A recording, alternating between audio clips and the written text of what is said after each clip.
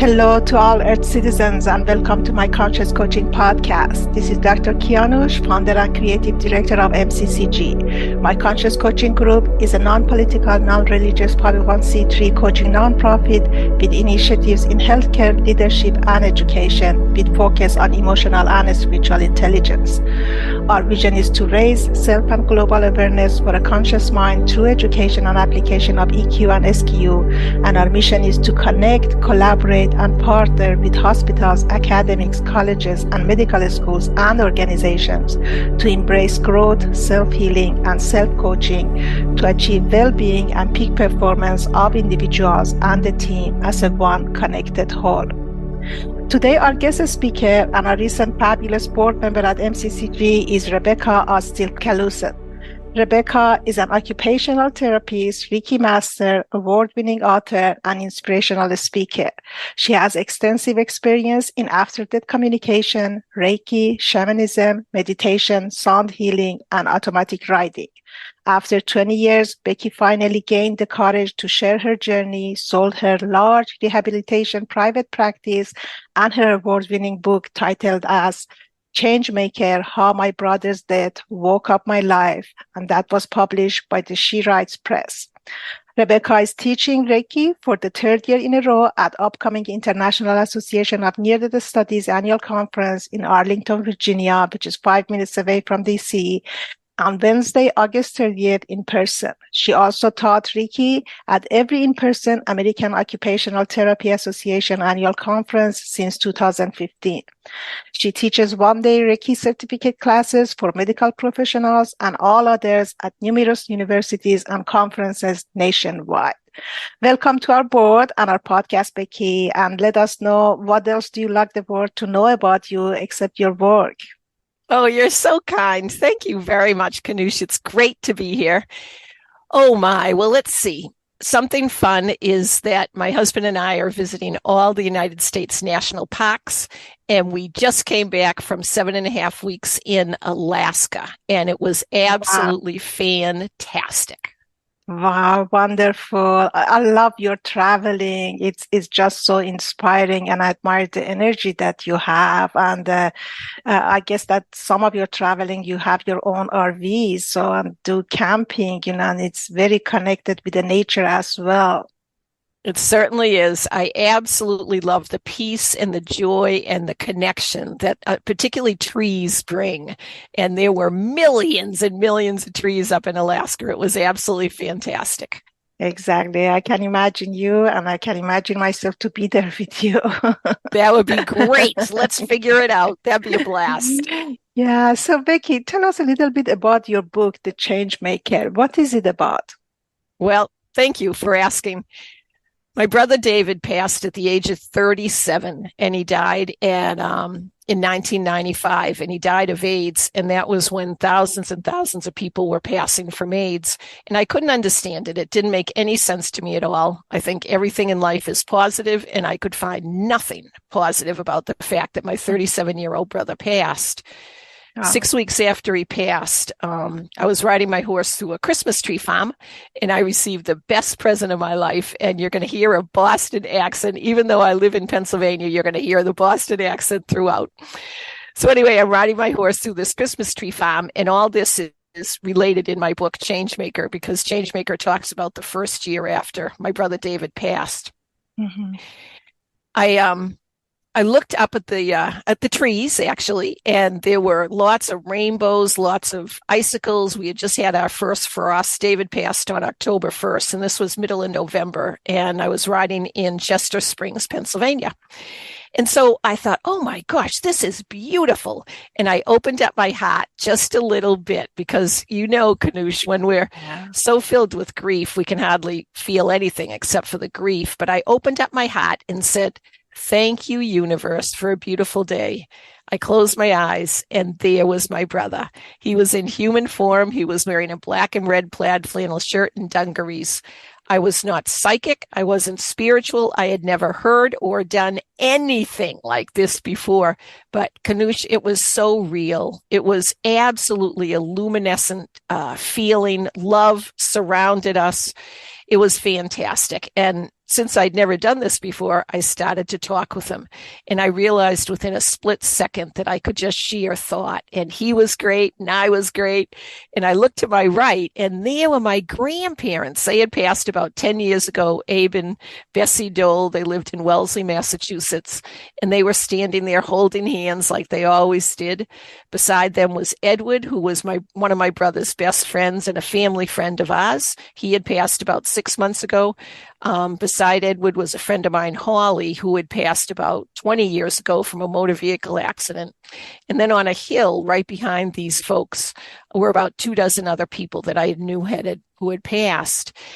And so I looked back at my brother and I noticed that there was a golden arch behind David. And I had been reading a lot of books about the afterlife and about the passage of our souls. And one of the books that I had read said that if you ever see a doorway and you feel comfortable, feel free to go through it.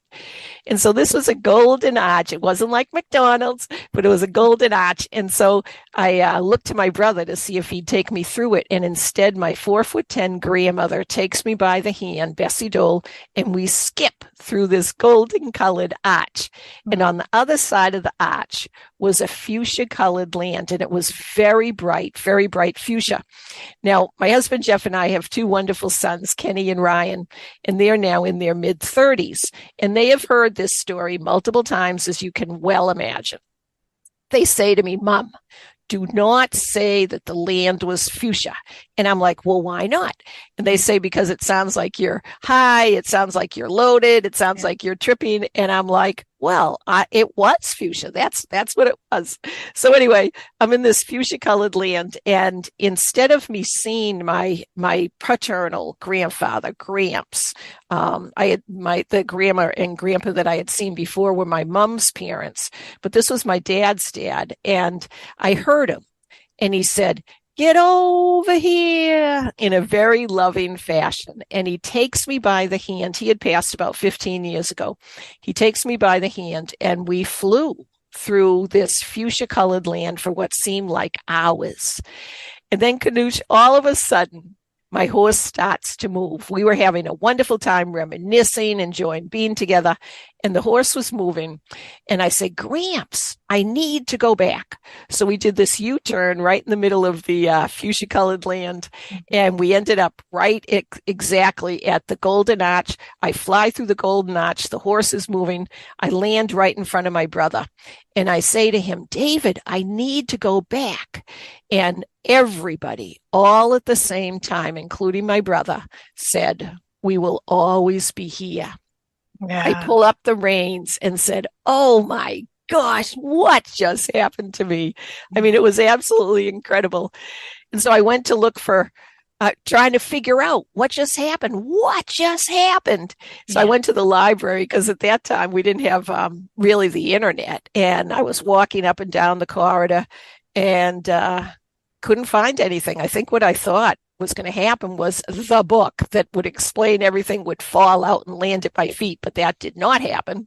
Yeah. So I went to, it was unbelievable. Yeah. So I went to a health food store. Nothing resonated with me. I was at the bulletin board, and I'm the type of person that sort of creates things. I'm not used to asking, but I did ask. I said, please send me a teacher. A couple of weeks later, a friend of mine, an occupational therapist, Dr. Amy Carroll, who's now teaching at the Thomas Jefferson University in Philadelphia. She was on my staff as an occupational therapist at the time.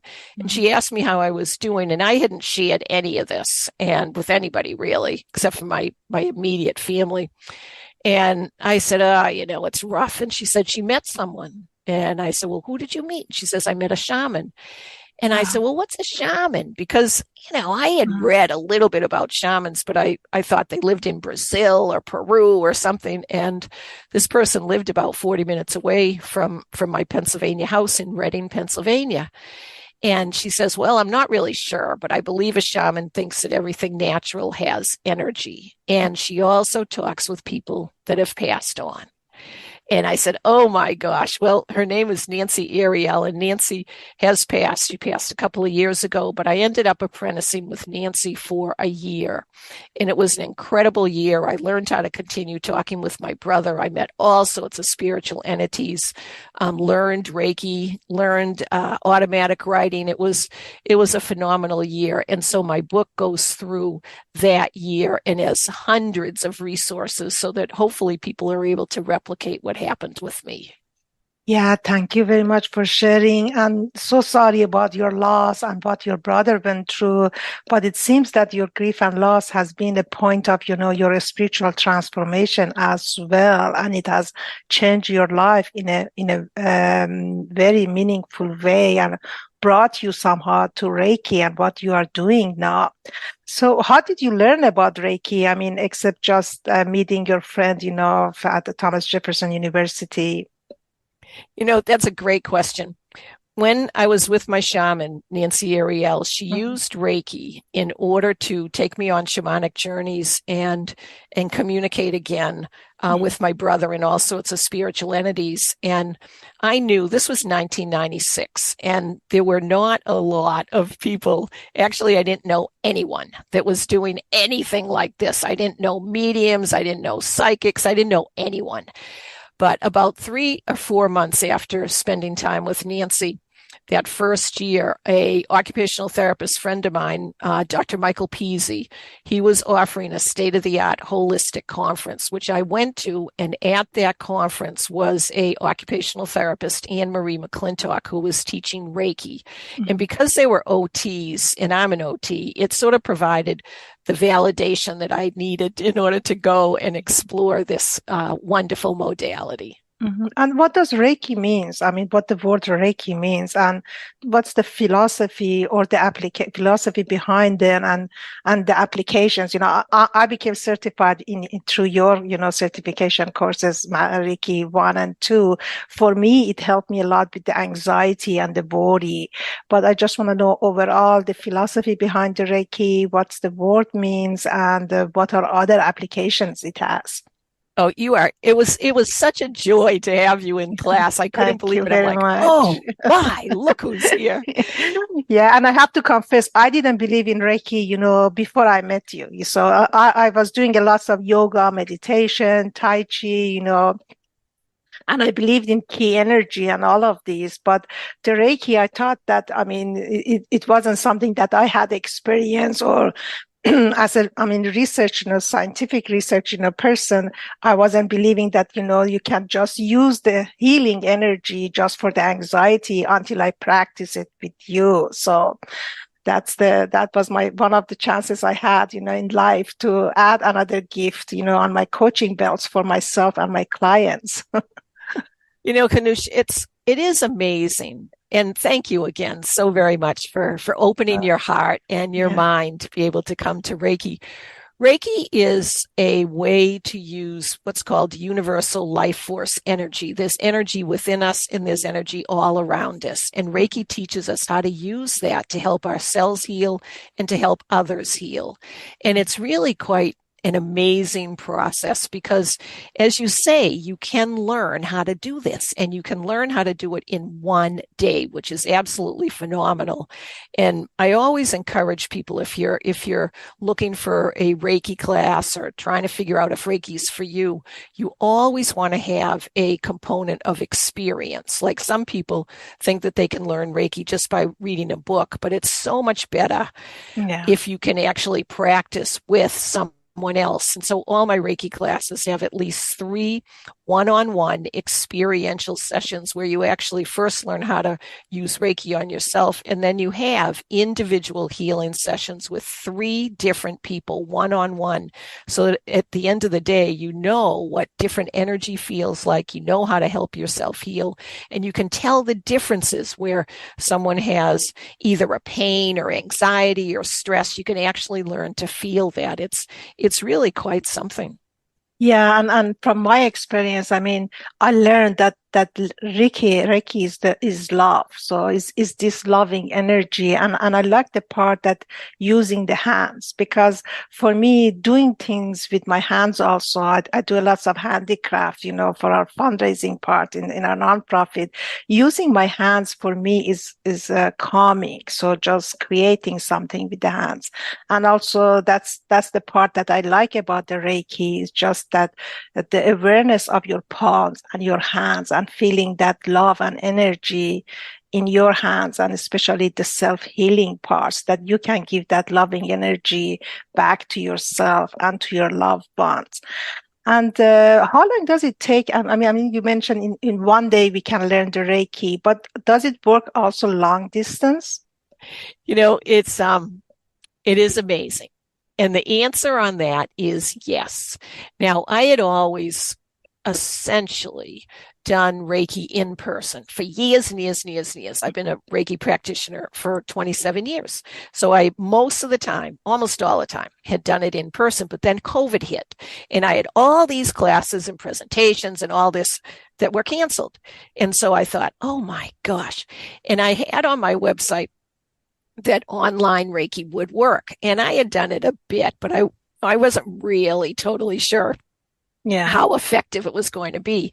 And so a woman emailed me and she said, I would like to have a 1-hour Reiki session online. And I said, okay, great. So the way I do it is I ask the person that's receiving Reiki, have the person show me their upper half of their body. You don't have to do that, but I think because we're such physical beings, it helps them and it helps me to know, yes, I can see physically what's happening. Mm-hmm. So I was looking at this woman's upper half of her body, and I put my hands together and beamed her energy. After about 20 minutes, it felt like she had a pain in her right knee. And so I write down, I always have a yellow pad to take notes. So I write down on my yellow pad, pain in right knee. After about, maybe 3 or 4 minutes, the pain seemed to go away. And almost immediately, I could tell that she was receiving this energy very well. And so I write, and it actually felt like she was floating above the bed, levitating above the bed, because she was doing this in her bedroom. So we continued for another, say, 20 minutes or so, and we ended the session. And I said, and I'd never met her before. She was 63 years old, never met her. I said, so how are you doing? And she said, I didn't tell you when we started, but I had a pain in my right knee and it's now gone. And so I lifted up my yellow pad and showed her where it said right knee pain. And then I said, well, how are you feeling emotionally? And she said, Becky, I felt like I was dancing on air. And so I hold up my yellow pad again where it said levitating above the bed. And I'm like, okay, this really does work well online. And one of the things that happens with Reiki is what's called long distance healing. Now, in Reiki level 1, which is the first class, that's where you get your Reiki energy activated. In Reiki level 2, you actually learn long distance healing, and it is amazingly effective, whether you do it online or you do it with someone that you're just thinking about, or you can do it with people that are on hospice and maybe they're in a very deep sleep or they're getting ready to pass or whatever. It actually works very, very well, because what we're doing is we're using the energetic awareness around each person. It's always critical to make sure that we ask permission, because it's not us that's doing the healing. It's actually each person's body that's doing the healing. And so you always want to ask the permission to allow healing to occur, because we as Reiki practitioners are just an empty bamboo rod. The energy from the universe, which is Reiki's often called unconditional love. The energy from the universe flows through us. We're an empty bamboo rod, and then it goes right to the client, the family member, the friend, your colleague, animals or plants. It goes right there, and then it's that own person's body or animal or plant's body that does the healing, because we each have free will on this earth. And so it's up to each person to decide how or how much they want to be healed. Yeah, it's the, as you mentioned, permission to feel and permission to heal. So, and being all that said, as a research, pathologist that sees practice, I mean, and in research, and I had to see everything under microscope or do a research, to replicate that. Is there any evidence-based research on Reiki and healing? I have been looking on the PubMeds, on NIH website, but I'd like to hear it from you. Oh, sure. It's a good question. And for years, I always had hoped that there would be a really good research study, and it's out there. They're out there. But in 2019, I was so excited that there is a solid research study. It's 2019. It's written by Dyer, Dyer, Baldwin, and Rand, and it's published in the Journal of Alternative and Complementary Medicine. So it's 2019, Dyer, Baldwin, and Rand. Mm-hmm. And what it does is it talks about the fact that 1,411 people across the United States received a single session, one session of Reiki. It was done by 99 Reiki masters, all trained the same way. They were all trained by William Rand's organization. So each one of these people had one session of Reiki and statistically significant results that showed a decrease in stress, anxiety, depression, shortness of breath, and an increase in well-being occurred. And so that's the type of study that I've been waiting for. So that's a really, really nice study that has held up well in the scientific research realm. Yeah, that's the same study, I guess, that I saw in the National Library of Medicine of NIH. So it's the larger scale effectiveness trial of the Reiki for physical and psychological health. And there's also another study that about the single practice of the Reiki, on the anxiety and the worry, how effective it can be. That's another study that I found through my, search. Yes. And and how did Reiki help your STE, share that experience? I've heard that Reiki enhances communication with our loved ones living beyond the veil.